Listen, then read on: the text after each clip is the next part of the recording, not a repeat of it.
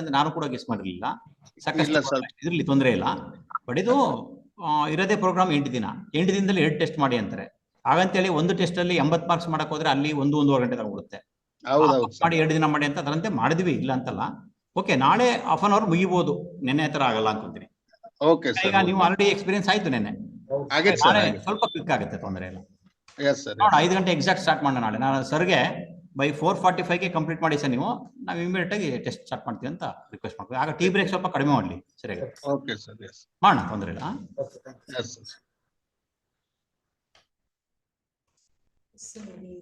But ನಿಮ್ಮ ಬ್ಯಾಚಲ್ಲಿ ಸ್ವಲ್ಪ technical issues ಸ್ವಲ್ಪ ಇದಾದ್ದು. ಲಾಸ್ಟ್ ಬ್ಯಾಚಲ್ಲಿ ಏನೂ ತೊಂದರೆ ಆಗಲಿಲ್ಲ. ಇನ್ಫ್ಯಾಕ್ಟ್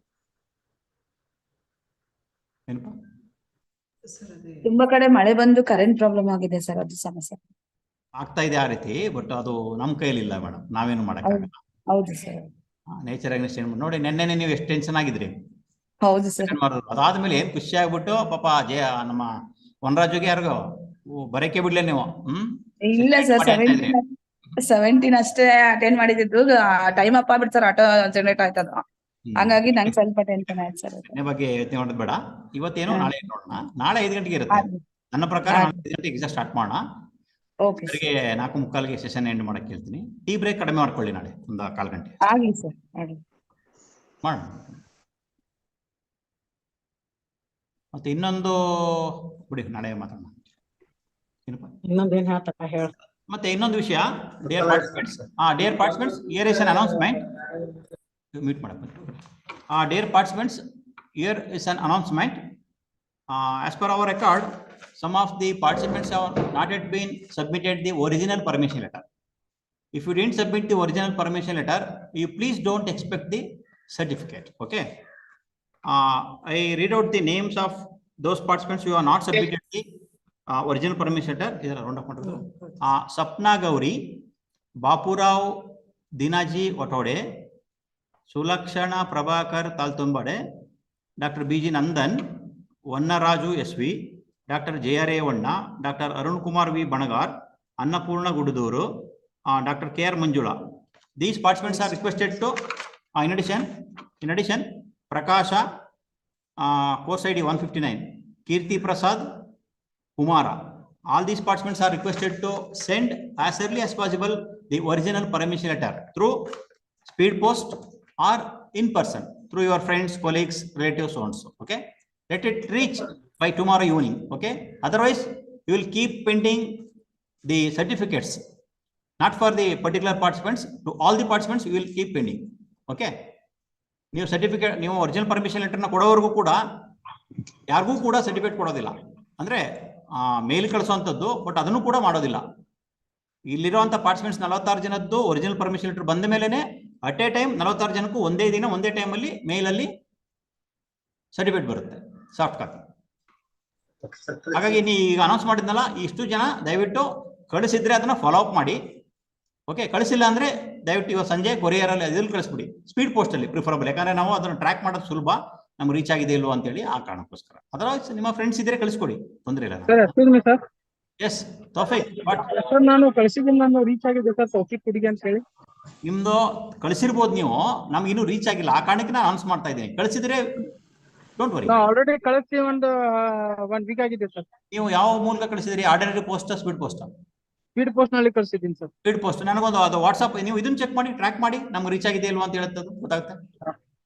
ಟ್ರ್ಯಾಕ್ ಮಾಡ್ಬಿಟ್ಟು ನನ್ನ ಜೊತೆ ಮಾತಾಡಿ, ತೊಂದರೆ ಇಲ್ಲ. ನಮ್ಮ ರೆಕಾರ್ಡ್ ಪ್ರಕಾರ ನಾನು ಏನು ಅನೌನ್ಸ್ ಮಾಡಿದೆ ನೇಮ್ಸ್, ಅಷ್ಟು ಜನದ್ದು ಬಂದಿಲ್ಲ. ಓಕೆ, ತೌಫೀಕ್ ಕುಡಿಗೆ ಅಂತ ಹೇಳಿ ಅದರಲ್ಲಿ ಸರ್. ತೌಫೀಕ್ ಕುಡಿಗೆ ಅಂತ ಇದೆ ಸರ್. ತೌಫೀಕ್ ಇದೆ. ನಿಮ್ಮ ಹೆಸರು ಅನೌನ್ಸ್ ಮಾಡಿದ್ದೆ ನಾನು ಈಗ ನಾನು ಈಗಾಗಲೇ ಈ ಜಸ್ಟ್ ನಾನು ನಿಮ್ಮ ಹೆಸರು ಅನೌನ್ಸ್ ಮಾಡಿಲ್ಲ ಸರ್. ನಿಮ್ಮ ಹೆಸರು ಅನೌನ್ಸ್ ಮಾಡಿಲ್ಲ. ನಿಮ್ಮ ಒರಿಜಿನಲ್ ಪರ್ಮಿಷನ್ ಲೆಟರ್ ನಮ್ಗೆ ಬಂದಿದೆ already. Okay, thank you sir. ಬಂದಿದೆ, ನಾನು ಅನೌನ್ಸ್ ಮಾಡೋದು ಮಾತ್ರ ಬಂದಿಲ್ಲ ಅಷ್ಟೇ. ಉಳಿದೆಲ್ಲ ಬಂದಿದೆ. ಇಲ್ಲ ಬೇಡ, ಉಳಿದವ್ರು ತಲೆ ಕೆಡಿಸ್ಕೊಬಿಡಿ ಸರ್. ಅನೌನ್ಸ್ ಮಾಡಿದವ್ರು ಮಾತ್ರ ಸ್ವಲ್ಪ ಫಾಲೋ ಅಪ್ ಮಾಡಿ.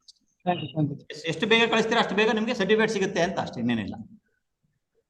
ಇಲ್ಲೇನೋ ಗ್ರೇಡ್ ಇಲ್ಲ, ನೀವು ಟೆಸ್ಟ್ ಅಟೆಂಡ್ ಆಗಬೇಕು, ಗ್ರೇಡ್ ಇಲ್ಲ, ಬರೀ ರಿಟರ್ನ್ ಇನ್ಫಾರ್ಮೇಶನ್. ಓಕೆ, ಇವ್ರು ಮೇಡಮ್ ಬಂದ್ರು ನೋಡಿ, ಅಮೃತವಲ್ಲಿ ಮೇಡಮ್ ಎಲ್ಲರೂ ಲಿಂಕ್ ಇದ್ರೆ ಪೋಸ್ಟ್ ಮಾಡ್ಬಿಡಿ ಅವ್ರಿಗೆ, ಅಥವಾ ಅಲ್ಲಿಂದ ಮಾಡ್ಬೇಕಲ್ವಾ?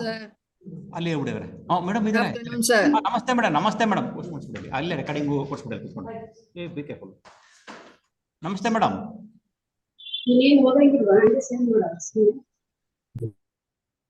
ಒಂದು ನಿಮಿಷ ಮೇಡಮ್, ಕೋಸ್ಟ್ ಮಾಡ್ತೀವಿ madam.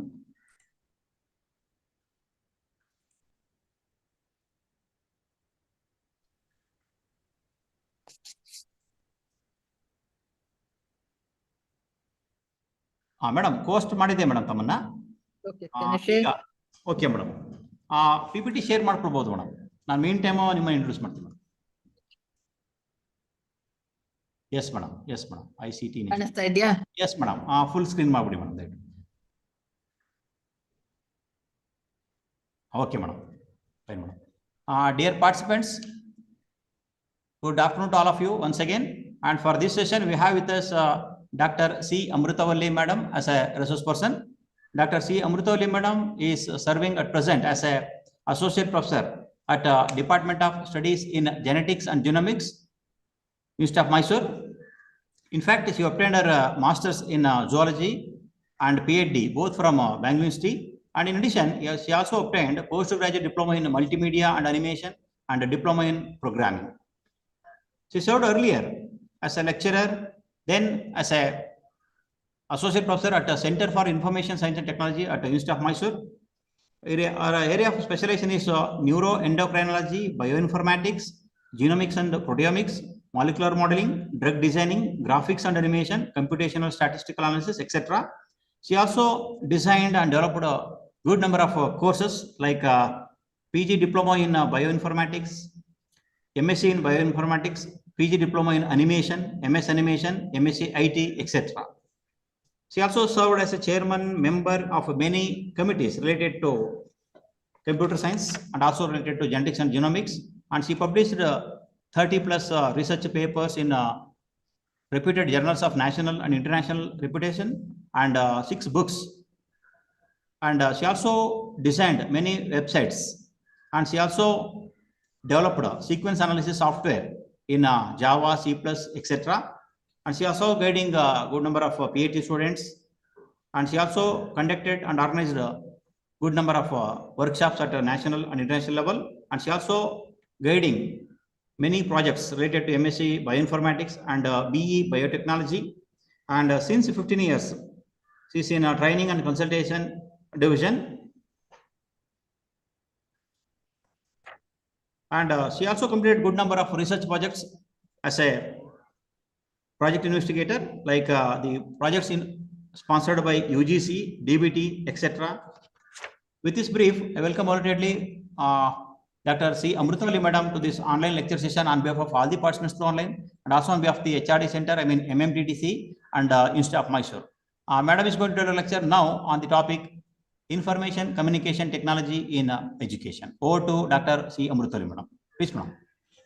Thank you, sir. Thank you for providing an opportunity to interact with the teachers.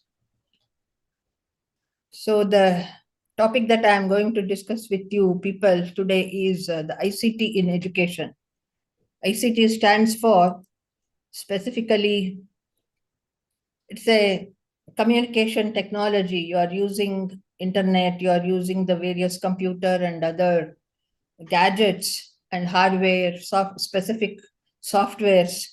So we are utilizing all these facilities that are available in the field of information technology to deliver the content to the students.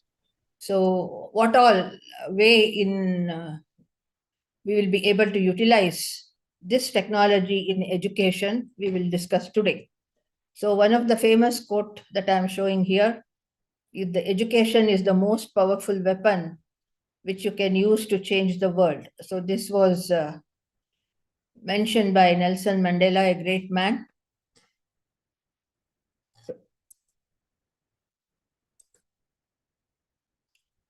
You will be able to see, if you are going to observe the kids around us, wherever we are going to go, whether they are at the high school level or at the college level, undergrad level, or at the postgraduate level, one thing that will be common with the current generation is they are exposed and savvy about the gadgets, electronic gadgets. Especially it can be a smartphone, it can be a tablet, or it can be a laptop, or any other device. They are highly familiar and they like to interact in that particular platform. So ICT is specifically being used in almost all walks of life. So we are specifically using it and discussing the use of ICT in education stream. So what are the prerequisites if we have to bring in ICT into the education field? What are the prerequisites that we should have, or the student also should have parallelly is the ICT, whatever I'm showing over there, I'm just repeating it. ICT refers to using technology to enhance the teaching and learning process. So this can involve a wide range of tools and resources, including the computer, laptops or tablets, smartphones, and in the classroom level, it can be interactive whiteboard and projectors. And then there are certain tailor-made customized educational softwares like learning management system. And also, of course, if we want to say interact with each other, the students also should be able to log in and interact with some of the LMS softwares. Means the main backbone of ICT when we are there online is the internet. So internet is a compulsory factor that has to be there, whether they are using tablet or whether you are using a laptop or a desktop or a smartphone. Without internet, the whatever facility that is given to the developed and that is available, a student will not be able to access. So what I'm showing here is before going deeper into the topic, all of you are familiar, whoever is from, I don't know your background and from which college you have come and from which district, but that is why I'm generally introducing you to this. If you are going to log into the Karnataka LMS, if you are going to type in Google, you will be able to come to the homepage of Karnataka LMS. So this is one of the wonderful work that the government has done. Almost all the videos of best teachers teaching in the classroom and specifically recorded for the LMS purpose itself is uploaded over here. And almost all the universities, as per the university syllabus and semester-wise access will be given to the student in the form of PDF document, PPTs are available, videos are available. So this is one of the facilities that are provided by Government of Karnataka to the UG and the PG students. So moving back to ICT can be used in a variety of ways to improve the quality of teaching and also quality of learning. Both the perspectives are there in education. One is the teacher perspective and another one is the student perspective. So if we are going to say when we are delivering the content to the students, earlier it was only a blackboard, that is the chalk and talk model was used. But now, the world is moving forward and the whole activity, our day-to-day activity will be revolving with the use of technology, right from banking, or if we are ordering something online or e-commerce. So all this, for example, the whole activity of the urban class today is the utilization of ICT in our day-to-day life. So what we are discussing over here today is the ICT specifically in the field of education, and how are you going to facilitate the students to learn better and also understand the subject to the deeper level, and their knowledge has to be enhanced. So this is the primary goal. So what are the options that are available if we are going to incorporate ICT in our say classroom teaching, or say the online teaching, or a hybrid mode we will be able to adopt? So providing access to information. So the very first aspect that has to be very clearly understood, and the very essence of, or the very goal of using ICT technologies today is providing access to information. That is, students can use ICT to access a vast amount of information from online encyclopedia and educational websites, digital libraries, and online courses. So this can help them to learn more about a wider range of topics and to develop their research skills. So some of the libraries and pre-recorded lectures can be uploaded at the, say, institution level also. They will be able to give the facility, and the student to their requirement, or some of the ebooks also can be uploaded, and specifically access to information. That is the main goal. The student should be able to, without any hassle, without any problem, the student should be able to access the academic information as per the papers he has taken in that semester, textbooks or lecture notes or lecture demo. So all this information should be available to him. So making learning more engaging. Learning should be something, when we are using a innovative technique, the student should be motivated to learn, and also he has to absorb whatever he is going to learn, or whatever he is going to read, either in the computer or in the laptop or in the smartphone. He should be able to continue his focus in that particular topic, and he should be knowledgeable in that particular area. So ICT can be used to create interactive and engaging learning experience. For example, teacher can use educational games or simulations to help students learn new concepts, and can also specifically achieve this target by using innovative methods. One such method that a teacher will be able to use is the ICT to create their own presentations, videos, and other multimedia projects. And also the third point, most important, is promoting collaboration.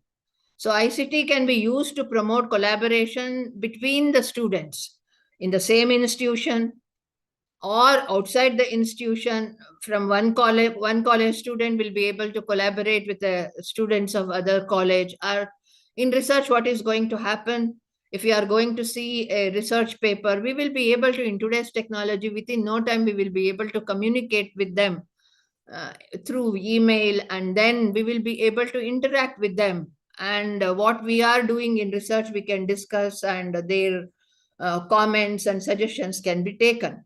So this way, we will be able to, in learning also at the UG level and at the PG level and also at the PhD level, we will be able to interact with the researchers who are working on the same topic and domain, and a suggestion and the discussion can be done. So that is what I have given over here. ICT can be used to promote collaboration between students. Students can work together on projects using online collaboration tools.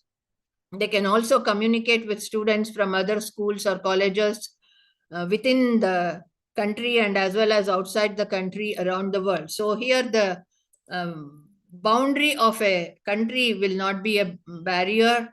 So they will be able to interact with the other students who are working in the same domain. Then personalization of learning. ICT can be used to personalize learning to individual students. So for example, here I have taken example of teachers can use adaptive learning software and adjust the difficulty of the material to match the student needs. All of them will not be there. All the students of a classroom, for example, 50 students are there in a MSc zoology class or MSc genetics class, means all of them will not be there in the same learning frequency. So every student learning potential and learning frequency will be difficult, and also it will be different. So thereby, according to their convenience, according to their say perspective, they will be able to learn. So that is why it is called as the personalizing the learning. Students can also use ICT to learn at their own pace and in their own way.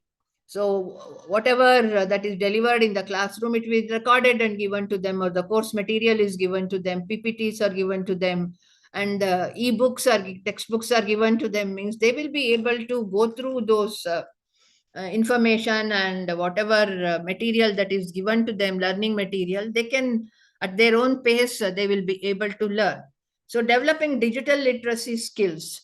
So digitalization is happening in almost every field. Without learning how to interact digitally, and also at the same time we have to be safe when we are on the digital say environment we are there. So for that, every student has to be taught or trained to work in a digital environment. So digital skills, digital literacy skills are equally important even for the teacher as well as for the student. So ICT is an essential part of modern life, and it is important for students to develop digital literacy skills. So these skills include the ability to use technology effectively, to evaluate the information that is available online, and to stay safe online. So these are the fundamental. So a very general introduction I am giving over here is the ICT is going to certainly reinforce the learning process in a student, and there are several methodologies. By utilizing ICT, we will be able to reach out to the students in many ways. So the next topic will be the technology of education. The term technology of education is a very broad term, and I'm trying to simplify over here. It is not just students who are admitted to that particular semester, they are going to come to the classroom and a teacher is going to come and teach in the classroom. That was the scenario that is currently happening in almost all colleges and schools. But on the other hand, what is going to happen when we are going to incorporate technology in education? It specifically encompasses various tools, and various facilities has to be given, and a dedicated portal has to be created for the deployment of the learning material to the students. So that is why technology of education is broader than using technology in classroom. It encompasses the tools, the theories, the entire system being using technology for learning. So I'm trying to simplify it by dividing it into what are the softwares and other hardware devices that you require in order to bring technology into education. So this is what most people think first, the hardware and software that are being used in education. The hardware part of it is there should be a good quality computer, laptop, tablet, interactive whiteboards, projectors, and even some emerging technologies, latest technologies like VR headsets. Then coming to the software is we have to see the subject domain and what are the activities that are going to happen. So the best solution, any institution, whether it is a high school or whether it is a college or a university, the learning management system software has to be there. So that is what in the beginning I showed you, the Karnataka LMS. So and also even for the online courses or offline courses, if the LMS facility is given, and every teacher is going to register over there, and even students are going to register over there. So mutually, one will be able to monitor whether a particular student, how they have utilized the resources, one will be able to see. So the advantage of implementing LMS or any other educational app is specifically the content can be gamified, the questions can be gamified, and also quiz can be incorporated over there, or MCQs we will be able to use. So that way we will be able to make the student interested in that particular subject, and according to the scope of the subject we will be able to develop a model. So that is what is called as the adaptive learning model can be developed. So the next aspect, again, technology in education, is education theory and practice. So just having fancy gadgets alone is not going to help a student. A student may be flashing a high-end laptop or a high-end tablet or a smartphone of the latest order. But ultimately, that is not going to help the student in any way. He should use it in a much more meaningful way in accessing information, academic information, and he should be able to learn using those gadgets. So educational technology incorporates how these tools are used in conjunction with educational theory to improve learning. So this involves personalized learning, blended learning, project-based learning, on assessment and evaluation. So these are the parameters that are going to go when we are specifically interacting with the students and delivering the content to the students via the computer-enabled mode.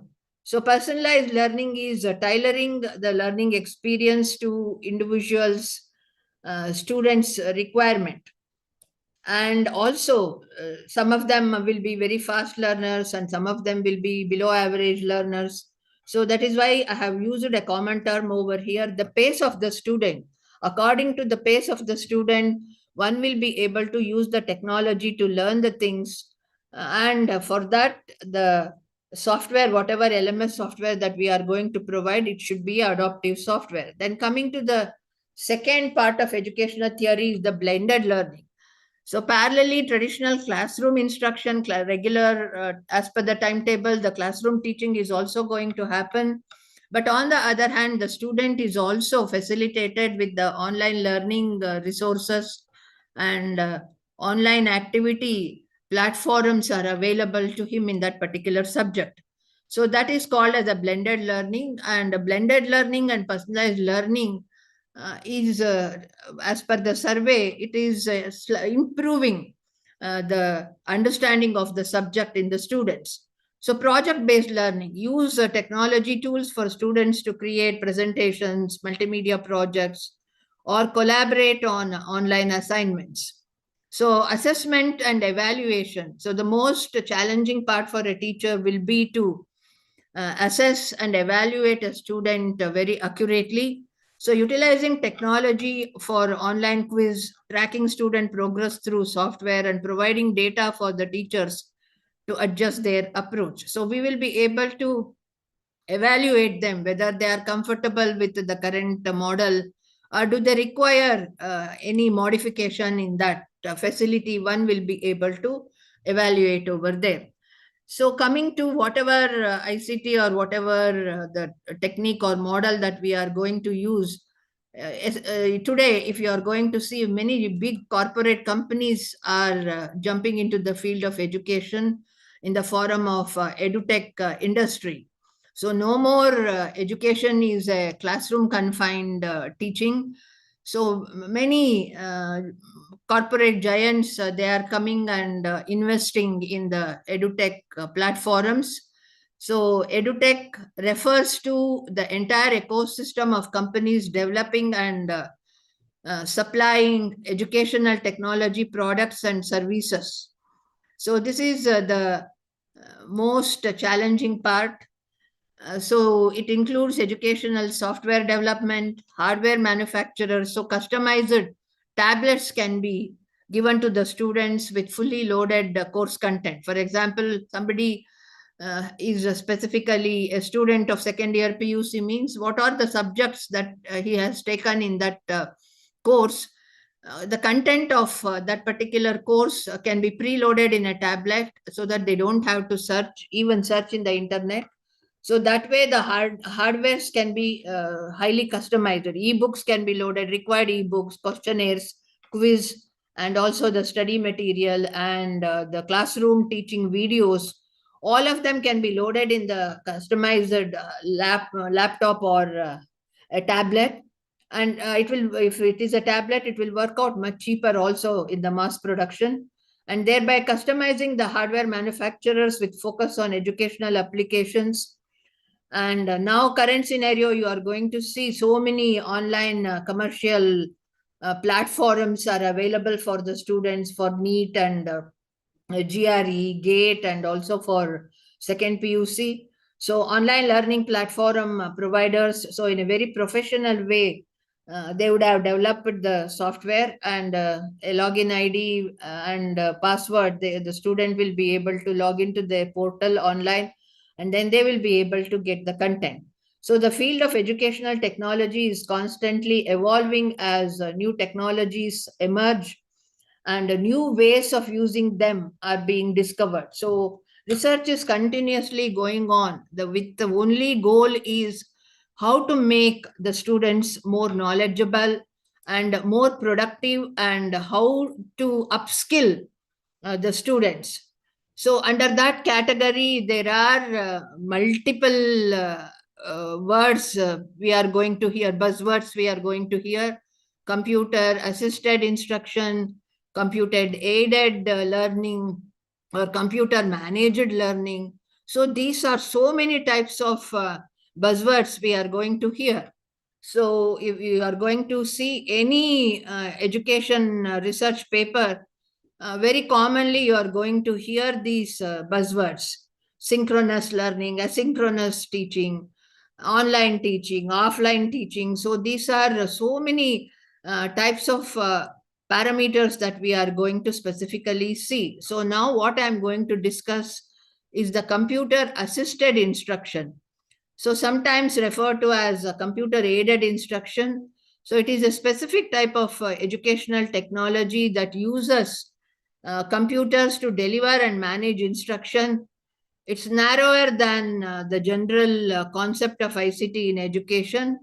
So what are the components and what activity we will be able to do is the interactive instruction. So CII programs present information and then engage students in activities to check their understanding. This can involve answering questions or completing exercises or participating in simulations. Some of the experiments or some of the hypotheses one will be able to simulate in the computer, and then they will be able to work. It is something very similar to what we are doing in the classroom today.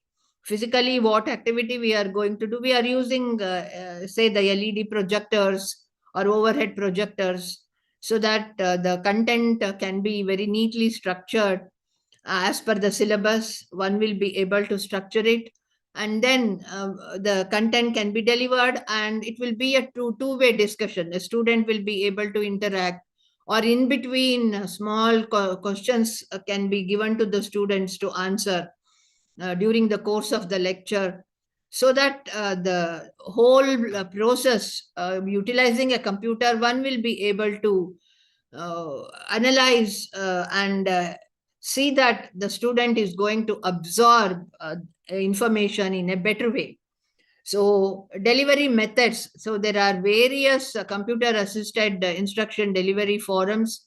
So the first one, technically they are going to call it as the drill and practice. These programs focus on reinforcing basic skills through exercises with immediate feedback.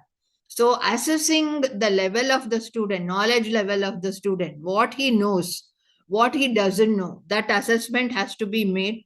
So this, the software will be able to do it much more easily than whether directly they will be able to absorb the contents of that particular paper of that semester. Assessment can be made, or in between any bridge course if it is needed, or anything that they have to read and come. What is their fundamental knowledge level? One can evaluate, and then accordingly a customized or a personalized say bridge program suggestion can be given in the computer software itself, evaluating the capacity of the student and the knowledge level of the student, and thereby immediately the software will be able to give a feedback whether he has to go through a bridge program or not. Next one is the tutorial. So these programs provide guided instruction on the new concept, often with explanation, examples, and opportunities for practice. So this is a routine model that is being practiced. So now I am going to show you for example, in order to show you how the computer assisted learning long back. If you are going to visit the MIT website, that is the Massachusetts Institute of Technology website that I am showing over here. So you will be able to see over here. So clearly they are going to critically document the course information and who is the instructor, department from where they are coming, and what is taught, and what is the level, and complete the lecture also you will be able to see over here. See. So whatever in the classroom a professor is going to deliver, that will be completely recorded. So this is not, I'm not showing from YouTube. So don't mistake over here. See the website address. I am logging on to the MIT website, and from there I'm retrieved, I have come to this particular page. So this lecture is on differential equation and linear algebra, and even for the simulation and the project work, they have to use a software called as MATLAB. That access will be given to the students via this web page. So and also see here in the related section, you are also going to specifically see the textbooks. See here, differential equation and algebra. So almost for that particular semester, chapter wise, you will be able to see the textbooks are available, and the solution manual, whatever problems that they have corrected, that will be completely available over here. So this is why I am showing this is the world is totally moving at a different pace. So whatever at the international level that we are going to very specifically see the facilities across the globe, the facilities has to be provided to our students also in a same manner.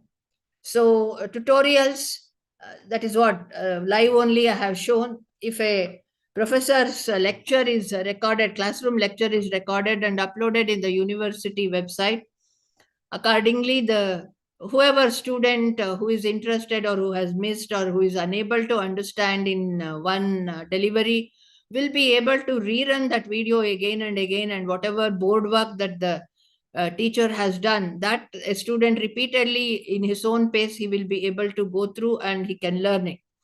So some of the simulations are these programs create realistic scenarios where student can experiment and learn from the consequences of the action.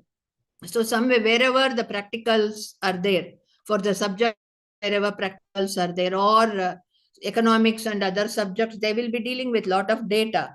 So the experimental data in the computer itself, in appropriate software, they will be able to analyze data analysis. They will be able to do and simulate the condition. If this is the experimental condition, what will be the output? If X parameter is changed, Y parameter is changed, what will be the outcome of that? One will be able to simulate.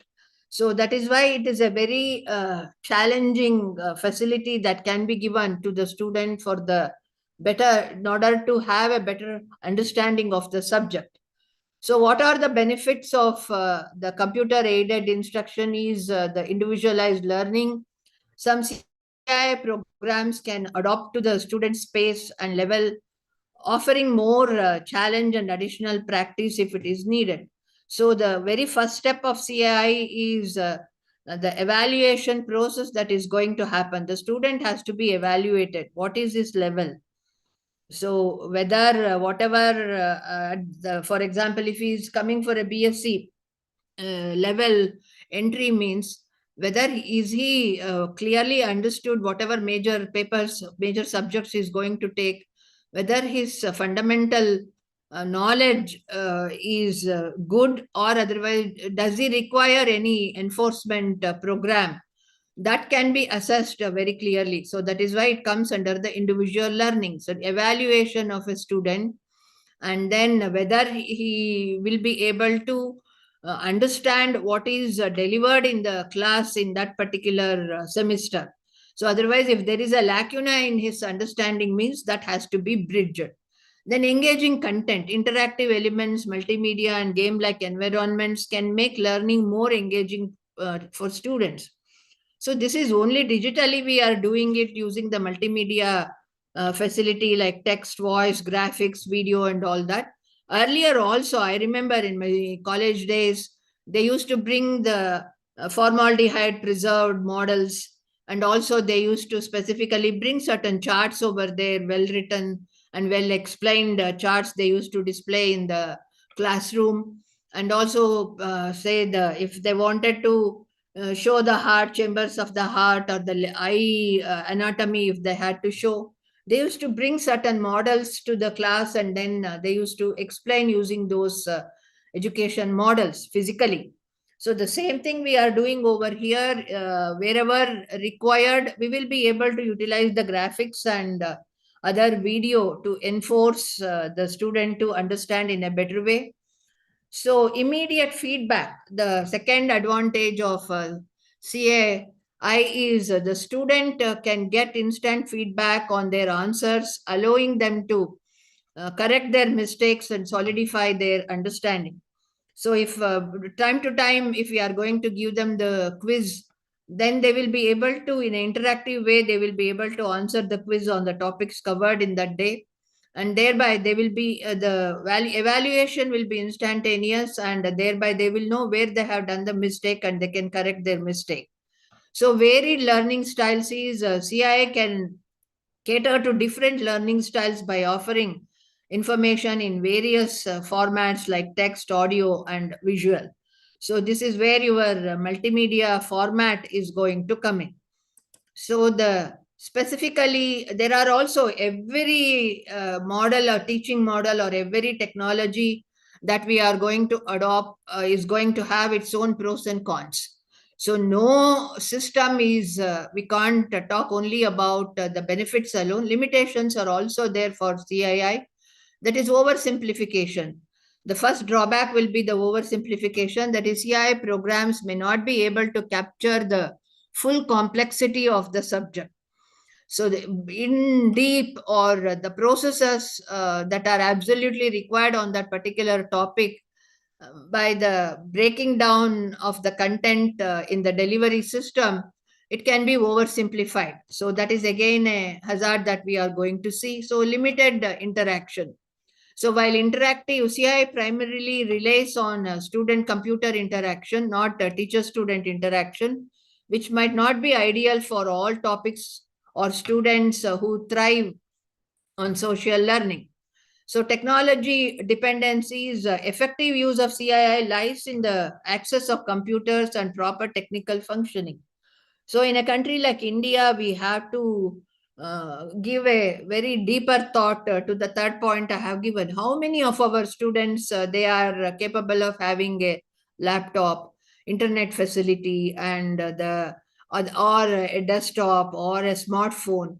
So we have to first do a survey in our institution, wherever we are there, or in the classroom where we are taking the classes. How many of them have access to the gadgets? So if they are not having any access to the gadgets, means whatever we are talking and say implementing at the institution level will be a total waste. So coming to the next type of learning process is the computer managed learning. So more or less, one type is going to overlap with the other. So computer managed learning is another type of educational technology, but with a different focus than computer assisted instruction. So what is the difference between computer assisted instruction and computer managed learning? Let's see over here. So management and administration, CML is like a behind the scenes system that oversees and organizes the learning process. That's something like a learning management system. So learner tasks will be more over here. It provides a framework for learners to navigate their learning journey. That includes enrolling in the course, selecting the learning material, taking assessment, and then specifically receiving feedback and tracking the progress. So when this is all the part of the learning management system. So that you might have heard about the one more facility all the universities currently we are using is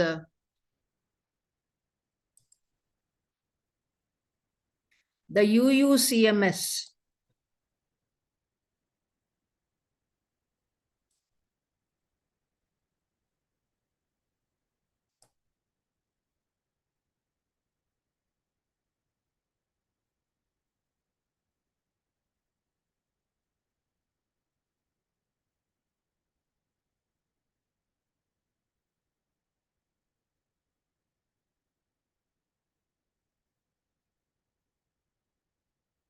So this is the portal. So the complete admission and assessment, and also the declaration of the result, all the universities, they have to do through this particular software. So this is in one way, it is a very good facility that is provided, where the student is also a stakeholder, and also the universities are also stakeholders over here. Very friendly, and very easily we will be able to upload right from the time of applying for the MSc program till the declaration of the result of that particular semester. We will be specifically utilizing this software, and then we will be working. So this is you go to this particular portal. If you're going to type UUCMS, you will be able to see, and also information is there. And some of you, if you are from Karnataka University and colleges, means certainly you would have used this. So coming back so what I mean to say over here is management and administration.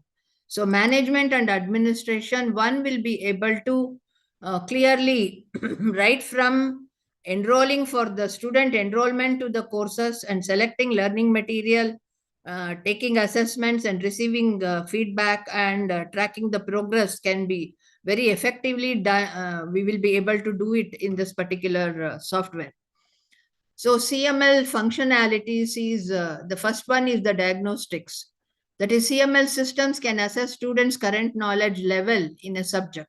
So this is common both for the computer-based learning and also the computer managed learning. So what is the current level of the student, and whether he requires a bridge program, one will be able to assess and later on decide. So prescriptive learning is based on the assessment. So this, in other words, it is called as the prescriptive learning. You are going to assess the level of the student, and then the CML can suggest appropriate learning activities to address any lacunae in his knowledge. Then progress tracking.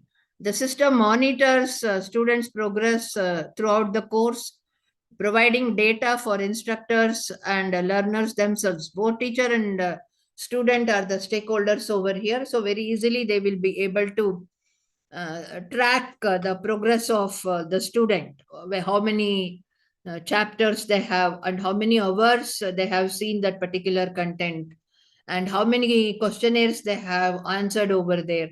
So this tracking is possible when we are going to have a highly dedicated CML system. So adaptive learning. So in some systems, they have to be a highly flexible learning model should be there. So the CML can adjust the difficulty of learning material based on the student performance. So the language and the way in which the content is delivered to the student, if a student is finding very difficult in understanding the current version of the notes that is given to him, and he is unable to perform in his internal assessment test, he is unable to perform well, means then that is why immediately a grassroots analysis has to be made over here.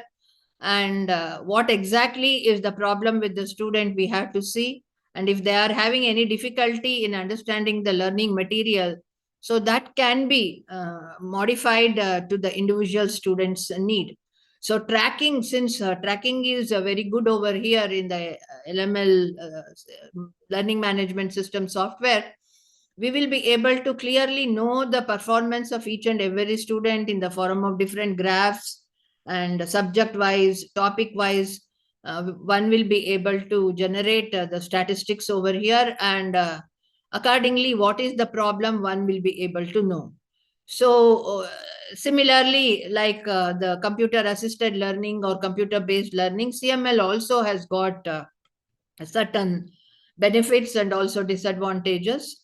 So personalized learning path is CML helps tailor the learning experience to the individual needs by identifying strengths and weaknesses. So the performance of the student and his level has to be evaluated, and accordingly, one has to say, according to his requirement, the content can be slightly modified, or if he is unable to understand a particular topic, that can be given to him in a different way. So improved efficiency is automates the administrative task, freeing up instructors' time for more preparation or personalized interaction with the students. So what is the advantage at the teacher level and also at the student level and at the college or university administrator level means one will be able to generate evaluate the statistics and performance of the students and also the effectiveness of the content that is given in the computer managed learning, and accordingly action can be taken. So this gives a lot of hope for improved efficiency. From one batch to another batch, improvement can be developed over the content. So data-driven insights provides valuable data on student progress, allowing instructors to adjust the teaching strategies. So if one model is not working, then immediately the teacher is going to get a feedback on that particular topic in the software itself, in the learning management software. One will be able to fine tune the instruction and the way, the style in which it is being delivered. Slight management can be done so that the student will be able to understand the topic in a better way. So learner autonomy, student can track their own progress and take charge of their own learning pace. So at the MSc level and PhD level, there is no need to be behind their back, or there is no need for any person to person monitoring, because they're all young adults. They will be able to understand their responsibility. So in the software itself, the analysis in different perspective, the statistical analysis, it is going to it is going to prompt you if the phone is synced to that particular software. It is going to give you that you have not read this chapter, you have not submitted this assignment. This assignment last date is on this day today. So this type of alerts can be sent, and his progress he will know in an interactive way in the learning managed, say the computer managed learning.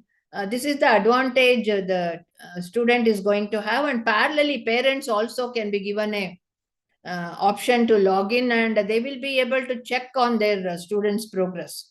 So from time to time, on everyday basis, they will be able to check what is their son or daughter are doing, and whether the progress is in the right direction or not, one will be able to understand.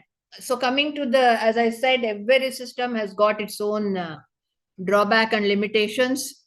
So the over-reliance on technology is another problem. CML cannot replace human element of teaching and the importance of a skilled instructor. Whatever may be, ultimately, the content that has to be loaded to either the CML or CAI or whatever may be the name that is given, ultimately there has to be a good teacher behind all this. So certainly the role of a good teacher or a skilled instructor cannot be avoided over here.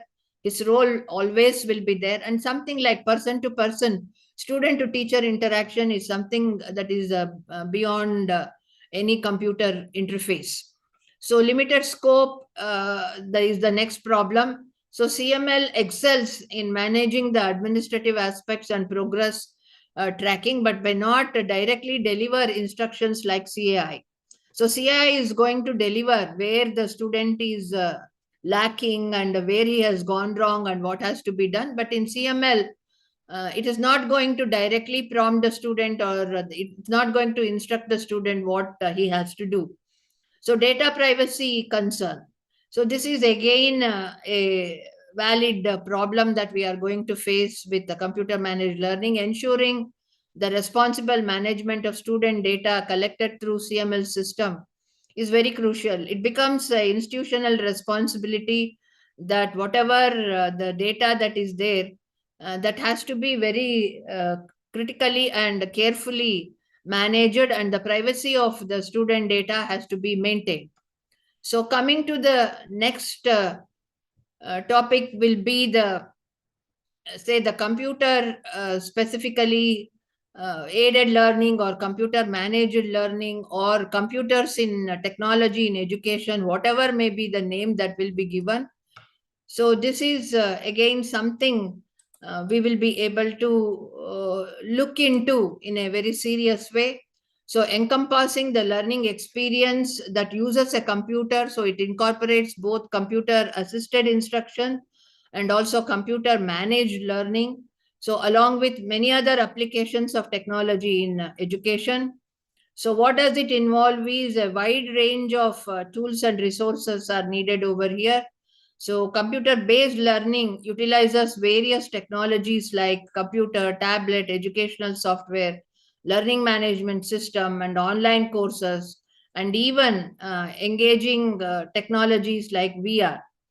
So interactive elements, they are going to engage in a key aspect of CBL. This can involve simulations, games, and quiz and discussion forums, and creating multimedia projects. So this is more or less overlapping with that of the other two.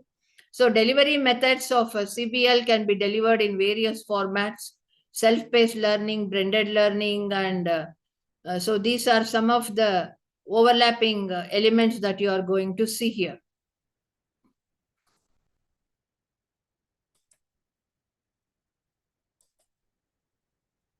So coming to the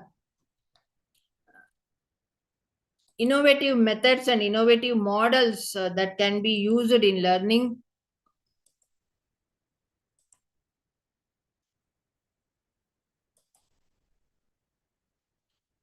So innovative models and to deliver in higher education.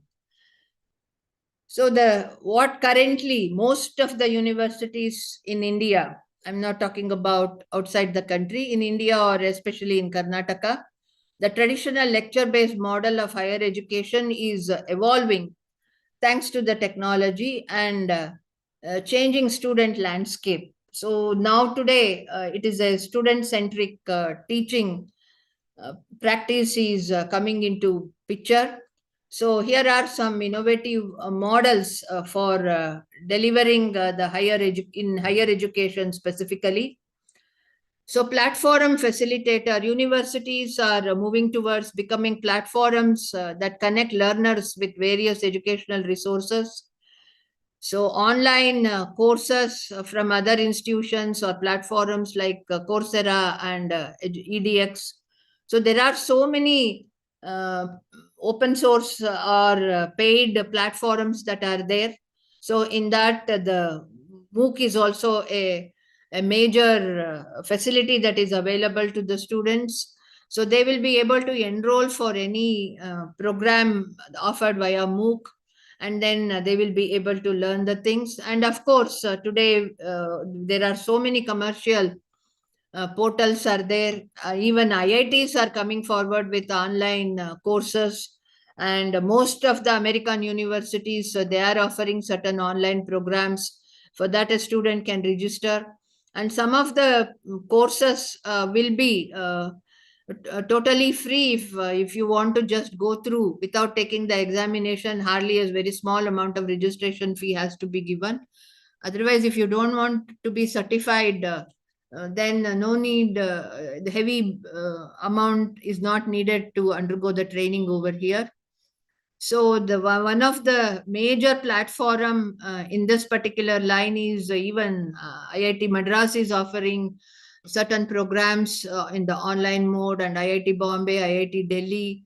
So they are almost all IITs, they are offering courses. Along with that, certain commercial business organizations are also offering courses online. But the question over here is when we are going to do with the commercial organization training, It's okay if it is only in order to learn a new technology in computer science or in any other field, fine. But certification has to be done by a university or any other central body means then and approval of that particular certificate by the employers is also under question. But of course, now the whatever norm of the day or is people are doing lot of courses from Coursera and the EDX. So that is what I have mentioned over here. So micro credentials and stackable certificates focused on specific skill. So this is parallelly, if I am doing a course in genetic engineering, means I wish to do a course parallelly in a related field. So parallelly, when I'm having a main hardcore paper, when I have taken in MSc, I'll be able to take a parallel course online, and then I will be able to do it.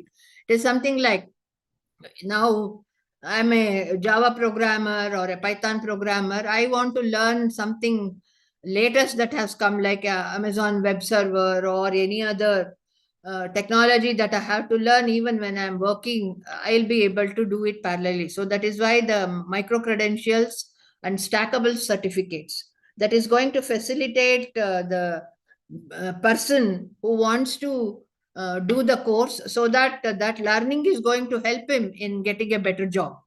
So educational games and simulations for experimental learning. So this is the order of the day. So when some of the experiments which cannot be done in the lab, so that can be specifically using the online simulations, one will be able to do it. Or on the other hand, the questionnaire or whatever learning has to be done depending upon their age and the subject, to what level we are specifically subject we are teaching to them. We can gamify the questionnaire over there, and also the content can be little made more interesting by converting it into a game forum. So it requires a lot of time by the teacher to create all these things, and sometimes we require professional support also to develop more accurate graphic images or more accurate say gaming of a particular topic. If we have to make teacher alone whose domain is totally different, they will not be able to do it. They require an expert support. So experiment curator. So institutions are specifically leveraging technology to curate rich, immersive learning experiences that go beyond the classroom. And this might include, wherever we are going to go today, we are going to hear about the VR and the AI or the jargons that we are hearing in every field. So here also the virtual reality simulations for in the field of medicine and engineering. So wherever the anatomy or the physiology of a human has to be shown, so it can be better understood by the VR application over there, the functioning of a heart or a functioning of a kidney, or even in engineering, the working of a engine or working of a various machines. One will be able to use VR technology over here, and in a better way they will be able to deliver the content to the students, and perception and absorption also will be higher when they are going to use such type of visual aids. So global collaboration and online projects with students from other countries. At the university level, this is already happening at research level, but at the MSc level, the students should be encouraged for global collaboration and also in the online projects. So thereby they will be more exposed, so that the industry and academia will be able to clearly bridge the lacunae, and that the student will be ready by doing such type of projects in the MSc level. They will be able to, whatever internship or whatever summer internship or whatever name that is being given to that, if they are going to do the live projects that are required and that are being practiced at the company level, when they are exposed to those industrial standards, getting appointment will be easy for the students who are exposed to that environment. So industry internships and project-based learning opportunities are the need of the hour. A student, whatever in academia we are going to specifically deliver to the students, they should be able to, there has to be a skill in the student, and so that he will be able to say accommodate his skill and align himself with the industrial need. So this is the most important part. So whatever skill India today, the government of India is talking, whether it is a undergraduate or a postgraduate or even after PhD, there has to be a academic and industrial should be there. So the skill of the student should be able to align him with the industrial requirement. Then learning certifier. So universities are embracing the micro credential and competency based learning. So specifically today in our own university, we are having CBCS method of evaluation, FCBCS method of evaluation, more emphasis for hands-on training. So these are the modifications we are seeing, and from time to time we are also getting circulars from the UGC. So issuing badges or certificates for specific skills mastered through online modules or assessment. So that's how students are being encouraged to take more and more MOOC courses, or short-term workshops can be offered to the students wherein it is going to align them in their own or open elective papers can be given, so that upskilling of the student can be done over there, and he has to align, his skill should align with the industrial standards. So allowing learners to build a personalized portfolio of credentials. So they will be able to do according to their passion or what field they require to go, or what is their aim, why they have joined a particular MSc. Depending upon that, they will be able to super specialize and upskill themselves by attending some of the online programs, and also certain now the companies are coming forward, and they are conducting the workshops. Some of them will be offline workshops, some of them will be the online workshops. So undergoing, so this is what I have given there, issuing badges or certificates for specific skill. So they will be able to undergo parallelly more training, a short-term program, and thereby they will be able to super specialize in their area of interest.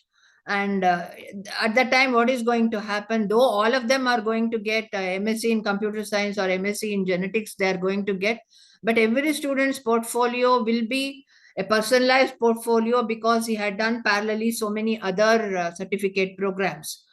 So partnering with industries to define relevant and in-demand skills. This is where I don't know whether how many universities are partnering with the industries, and they are defining what is the relevant skill. So that is why in the last slide I said that whatever we are going to deliver in the classroom or online or offline or in a blended mode, whatever with ICT, without ICT, whatever we are going to deliver to the student, we have to upskill them. And whatever knowledge and skill that they are going to get over here, it should align with the industry standard. So from day one, a student, if he is appointed, he should be say productive. So that is the whole idea. So that is why in the last step you will be able to see industrial internship, depending upon the subject. The industrial internship is going to act like a very say a promoter for the student to get into the relevant job. So next will be the workforce focused programs. So universities are increasingly tailoring the programs to meet the specific needs of the workforce. So this could co-creating curriculum with industry partners to ensure graduates have the most up-to-date skill. So I don't know how far we are meeting this particular standard. So what skill the industry needs and what is the language the industry is in the same language, the student also has to be prepared and upskilled. So then only the present graduates or postgraduates, they will be employable. Then offering stackable certificate programs that can be completed part-time or while working. So the online, whatever Coursera or lynda.com or various universities, like specifically in Indian scenario, the various IITs across the country, they are providing the short-term courses. So while working or while studying, they will be able to do certain online courses. This is the order of the day. So thereby their CV can be personalized, and they will be upskilled, and they will be in a better position to get the jobs. So providing micro credential for upskilling, reskilling throughout one's career. So if we are there, especially in some of the hot fields like genetic engineering, biotechnology, or molecular biology, or computer science, or information technology, or economics, statistics. So there will be a lot of research that will be going on, and the new technologies are specifically being discovered, and we are moving towards for moving ahead with the technology forward. So specifically, the student has to be upskilled by exposing him to these technologies by conducting online symposiums or workshops, and he should be exposed and he should be skilled. That is why upskilling is one problem at the postgraduate level, and also reskilling him. Reskilling and upskilling him are the two practices that the universities has to adopt in their curriculum, and thereby every student who is going to pass out should be able to find a niche. So specifically, what are the specific elements of this flexible and personalized learning is the focus on affordability. So rising the cost or a major barrier in higher education. Innovative models like micro-credential and competency-based learning can make education more accessible and affordable by the students. Data-driven learning. Educational institutions are using data analytics to personalize learning paths, identify student strengths, weaknesses, and improve teaching methods. Emergence of new technologies. One should be able to adopt the technology. There is no other alternative like augmented reality or virtual reality, artificial intelligence, have the potential to further revolutionize how we learn and teach. So by embracing innovation, higher education institutions can create a more relevant, engaging, and accessible learning experience for the new generation of students. There is no other option that is available in front of the teachers or the students. We have to go at par with the technology, and the technology has to be incorporated in teaching and learning, and especially the students must be employable. The students, if they are knowledgeable and skilled, then only they are going to become employable.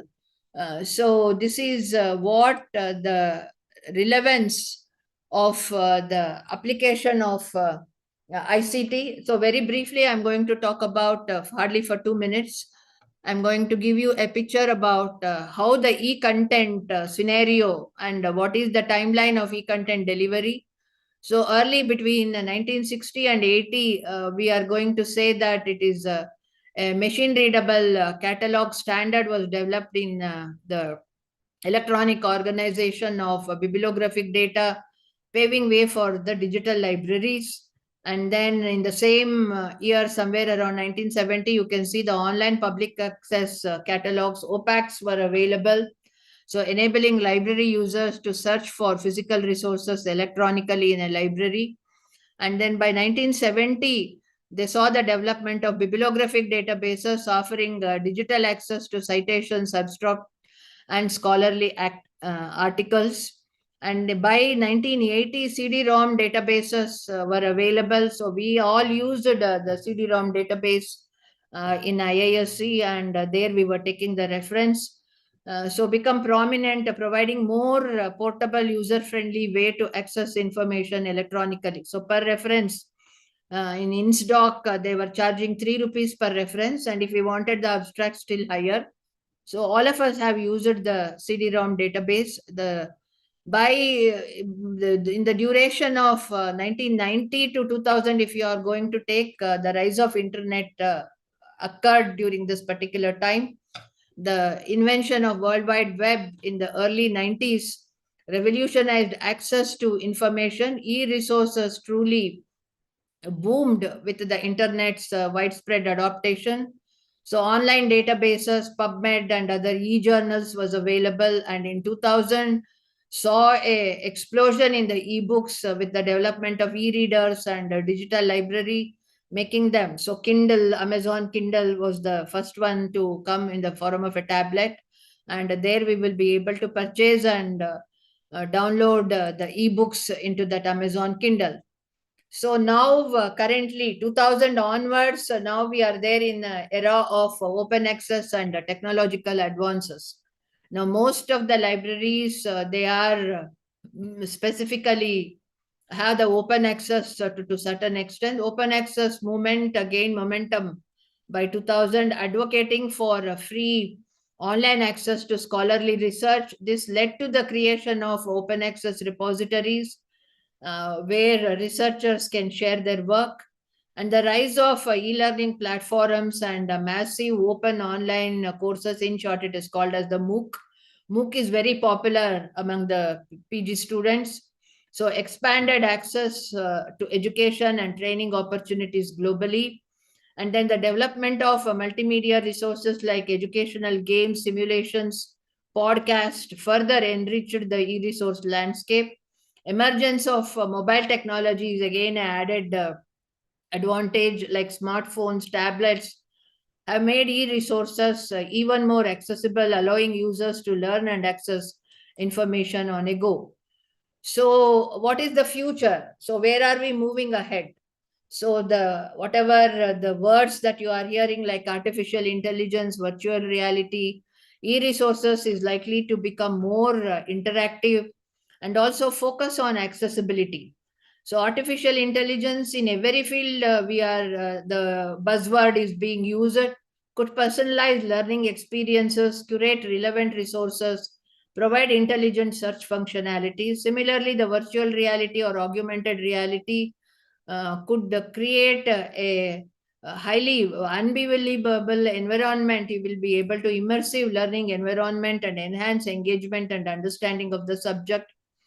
Then incorporating features like social learning, gamification, and collaborative tools can be possible with e-resources will likely to become more interactive.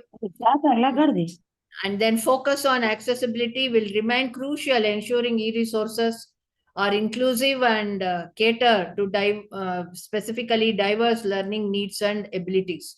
So this is the future that I am talking about. To summarize my talk, computer-based learning or ICT-based learning or computer-enabled learning or computer-made learning, managed learning, whatever name that is given, ultimately there has to be a high-level scholar, a skilled teacher should be there, and the content has to be created as per the syllabus, and the receiver will be the student. The student should be able to receive. So all these facilities, whatever we are talking and whatever types that I have discussed, it should be able to provide a comfortable environment for the student, and he should become knowledgeable and he should be employable. When he is skilled and knowledgeable, then only employment will be possible. So from the student perspective, they should utilize the facilities that are available instead of wasting internet for unnecessary diversion and social media. It has become a nuisance among the students and it is killing their potential. So the students has to prioritize themselves and they have to utilize the facility that is already there. And also at the same time, the teacher should modify, right, from our blackboard teaching, from our ritualistic teaching that we are doing in the classroom, we have to slightly adopt technology over there. And then we should go out by adopting technology, and the student should be able to learn. So that is the baseline. Making the student knowledgeable and making the student skilled and employable, it becomes the responsibility of as well as the student, as well as the teacher and the parents. So with this, I conclude. Thank you. If you have any questions, you can ask.